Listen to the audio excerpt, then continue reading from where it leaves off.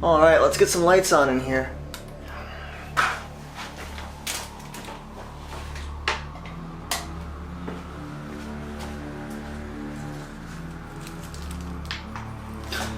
Nope.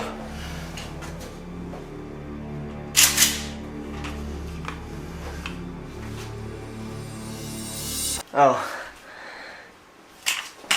It's just a fishing lure. When it comes to weird and wacky bass fishing lures, you need to look no further than the topwater section. They make all kinds of weird topwater baits for bass. They make ducks, bats, snakes, just pretty much any weird bug or creature you can think of. They've made a topwater bait for it. So when I saw on Tackle Warehouse that they'd recently come out with a spider lure, I wasn't very surprised. Today, I will be reviewing the Lunkerhunt Phantom Spider, and we're going to see if it's any good.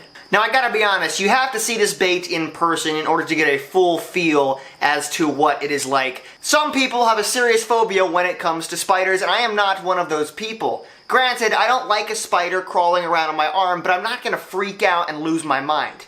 That being said, when I first got this bait out of the package, I was a little creeped out. This thing looks really realistic. The legs especially have this creepy shimmy to them that I can't really describe.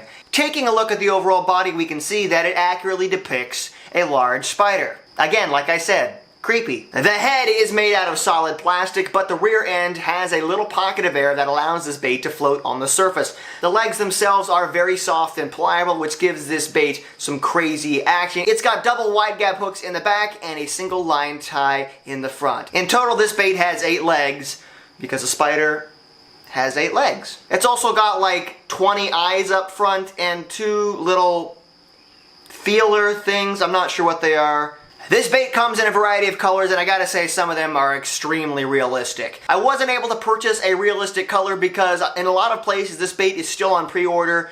So the place I bought them from, a sketchy eBay seller, the only colors available were this and another leaf color, I think, which is just green. Now, I gotta be honest, when I first saw this bait, I kind of rolled my eyes and I thought to myself, here we go again, another weird, crazy topwater bait that is so outrageous that they're hoping people will buy it. But I gotta say, having this bait in hand, I can see where it could be effective, especially when it comes to these legs. As a top-down profile, this looks very interesting. Like all these legs shimmer on the surface and it has a good action. I can see a bass totally crushing this. Let's take this thing fishing, see if we can catch a bass, take a look at the action, and see if this bait is any good. Alrighty guys, I'm out here at this pond, going to be testing out the spider thing. As you can see, this is a pretty tiny pond, but there are some decent bass in here. It's got a lot of scum on the surface, which should be great for topwater fishing, so without further ado, let's get to fishing.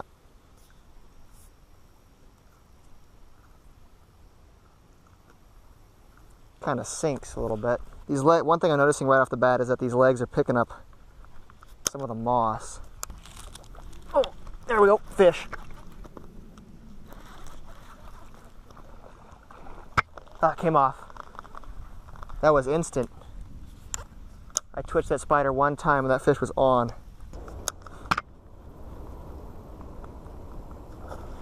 Oh my goodness, that was a blow up. That was a blow up and a half right there. Wow.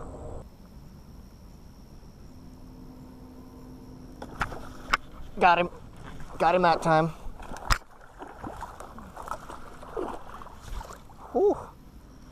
Alrighty guys, we got a fish. On the spider. Goodness sakes. What an aggressive fish. See you, buddy.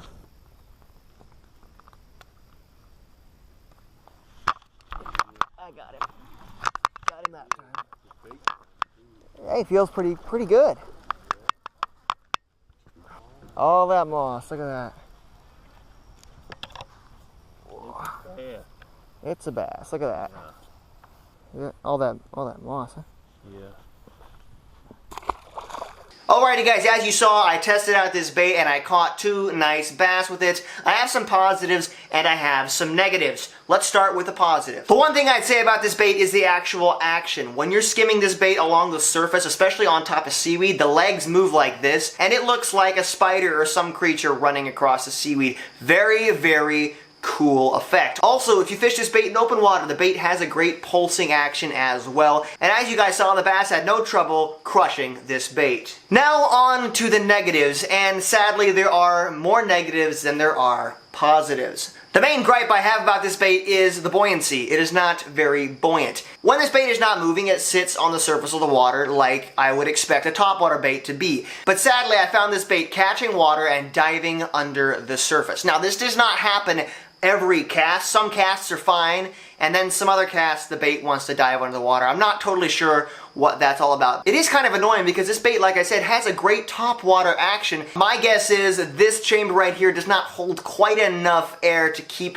this bait floating. Like I said, the head is made out of solid plastic, so if that head starts to dip down, that bait will dive right under the water. The second gripe I have about this bait is that these legs pick up weeds. I was fishing a very scummy pond, and quite a few times the bait would just get clogged up with weeds and kind of dampen the action. Now, it never really ruined the action, but it definitely dampened it, and that was really annoying. I was always picking weeds off this thing. Some casts were fine, other casts it would pick up weeds. This was something I didn't really expect, and it definitely was annoying. The last thing I did not like about this bait is that it doesn't always land upright. A lot of times it lands upside down. Now, I'm totally not sure why that is. Most soft baits have a little belly weight in the bottom that allows the bait to right itself. This bait, as far as I can tell, has no belly weight, and I think that attributes to some of the problem. Now, one thing I want to state really quickly is that I have not used any of the larger sizes of this spider. I'm only using the 1/4 ounce size. I have not tried the larger sizes, so I can't definitively say that all of these baits perform like this,